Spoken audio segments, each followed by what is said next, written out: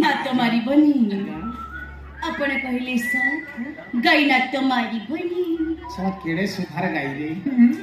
अरे अब गाई पाखु सिना सब बेले गले गाईर अभ्यास रे परिणत हब आ मास को थरे 3 मास को थरे गले गाई ना तुम्हारी बनी झाड़ा बाजा तो कोन चाटी मौसा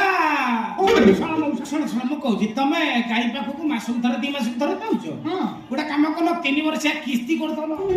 ଦୁବାଇ ପଳେଇଲା ଭଳିଆ ତ 3 ବର୍ଷ ମୋ ପାଟି ତ ଖରାପ ଶୁଣ ଗାଈ ପାଖକୁ ଡେଲି ଯିବ ଯେ ଖାଲି ହାତରେ ଯିବନି ହାତରେ କୋଟା କରାଇବ ନହେଲେ ଘାସ ବଢ଼ାଇବ ଧରିକି ଯିବ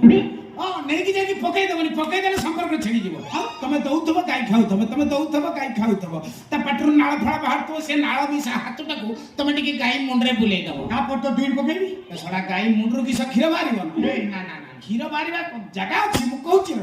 ମୁଣ୍ଡରେ ବୁଲେଇ ଦେଲା ପରେ ଦେଖିବୁ ଗାଈ ଟିକେ କାନ୍ଧ ଘଷିବ ତାପରେ କିଛି କରିବୁ